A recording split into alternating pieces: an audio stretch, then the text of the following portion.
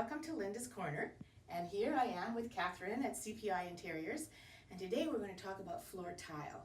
So we're going to show you 3 different kinds.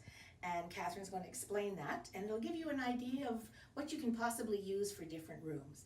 So Catherine, we're in a very small bathroom right now. So tell us about this tile. Well, this is a very typical, what you would find in most main bathrooms and when you're dealing with sort of those little extra spaces, that kind of thing. So one of the important things here is that we want to be sure that we're not doing anything that's going to be too wild. And so matte tile, white, make sure that your grout is ideally either the same color as your tile or maybe just a shade darker. Not crazy though. But typical of this is that it's really just blending in a monochromatic kind of look and feel to things.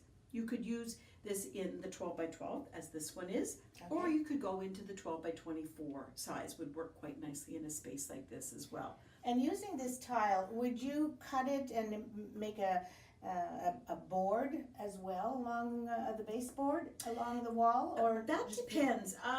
That really comes down to personal preference. Okay. In this particular case, the tile has been used with the metal Schluter strip, which is the trim piece that goes across the top of it. Yes. It really comes down to personal style. Some people enjoy having actual trim that goes along with their casings of their doors, but certainly it's certainly a choice. Okay. Yeah, absolutely. Okay, so this is choice number 1. Now we're going to go to choice number 2.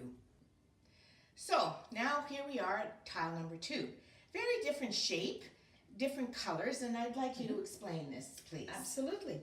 So one of the interesting things is that the size of tiles has changed dramatically now, and we're seeing a lot of the 12 by 24 tiles that are 12 inches wide, 24 inches long. The nice thing to consider when you're doing this is that I just want to point out is that when you're coming into a hallway in particular, that when you've got a transition such as what we have here between the tile and the hardwood, it's very important that you make sure that when it is laid, that it is very smooth transition from one to the other. Don't want any little lips, so we have tripping hazards, that kind of thing. So laying a tile in, make sure that they fit smoothly together. There is no need for a metal Schluter strip in between this. The hardwood should tie in together quite nicely.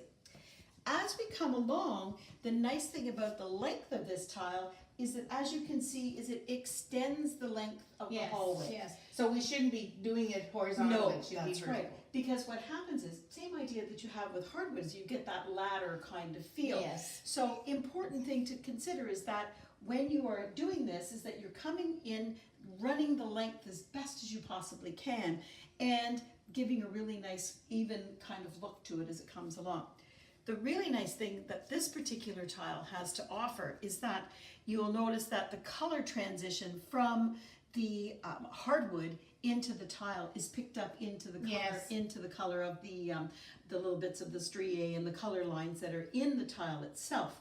So therefore adding a really nice continuity from one space into the other. So it's not such a huge contrast before entry and living room. Exactly, that's right. So you really like do that a bring lot, that into yes. that kind of look of things. So really quite attractive, and as you can see, bringing in your wall colors and your floor color that you're transitioning into, and it just carries a really lovely long line that you're bringing into it as well. I'm just going to point out one other thing that we have here as well, is that when you are also doing things like this, is that make sure that you consider your registers as well, and make sure that you're doing things that really pulls together with the colors of what they have to offer. Yes. It's patterns and styles, and there's so many of them available now, and they're really quite attractive. Great ideas and fabulous tile, if I say so myself. So now we're going to go to choice number 3, which is my all-time favorite. So stick around. So here is choice number 3. We're in a kitchen. They're gray tiles. They're massive. And it gives a fabulous impression. But I'm going to let Catherine tell you all about this one. Wonderful. So, as I was mentioning earlier, is that tiles are really expanding in the size that they are. This is certainly one of them. And this is one of them. Right. This is done in a 24 by 24 tile. And interestingly, there are a lot now that are even larger than that. So there's some really beautiful tiles. One of the things that you want to consider that larger tiles has to offer for you is that when you are doing these, and you'll see that you've done this in this particular floor, is that coordinating your grout is very important to expanding your space, giving that transition from one to the other. If you're coming from, if you wish to continue this on into an entry, you could do so, or carry it into a laundry room or mudroom area, that kind of thing. Expands the space. So when you're talking about the color of grout, should it be paler or should it be darker? Or do you want it to be so close to the original color? Ideally, the closer you can get to the tile color, the better. Okay. One of the things that happens if you go light is that it's susceptible to foot traffic and gets dirty easier. And if you go darker, you're now defining Each and every tile. So the more that you can do this, when you go to the larger tile, the more that you have your grout tying in together with that, really expands your space and makes it feel larger than it is. one of the things I'll just point out in this particular tile is that this is a glossy finish. Yes, it is. And so it does have a tendency to show a lot. So if people are not as neat and tidy as this kitchen is, that they may find that it might be a little bit of an aggravation to them, that it shows every fluff and dust and crumb. So That's a really good point. yes. And getting back to the grout, do you seal it? Or do you wash it once a year, or what should people do? With regards to grout, is that one of the things that we find that a lot of grouts today are already mold, mildew, and stain resistant. So you just make sure that you're going to put them in. If you want that little bit of extra protection, then by all means you can have a sealer put on it. Particularly if you're going to the lighter colors. That's a really important thing to consider. But otherwise, in something like this, you're not going to see foot traffic in this at all.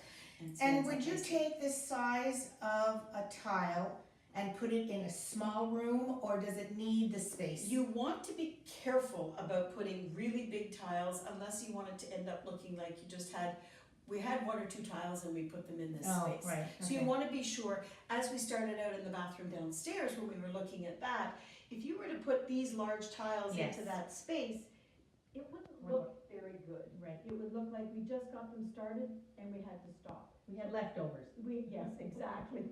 So it's preferable that we go with something that is intended for the space. Okay. and that the way this is installed also is that this is in an offsetting half-half pattern. Right. You could also install this as a stacked pattern, just line them up even, but 1/3, 2/3, those are all the options that you have when you get into some of these larger tiles as well. So Great. Very beautiful. Thank you. Yeah. Thank you. So this is our episode on tiles. I hope you got a lot of information between small, medium, different sizes, and these big ones. Again, if you have questions for Catherine or myself, please email us. We'll be delighted to answer them, and we look forward to seeing you again. Have a great day.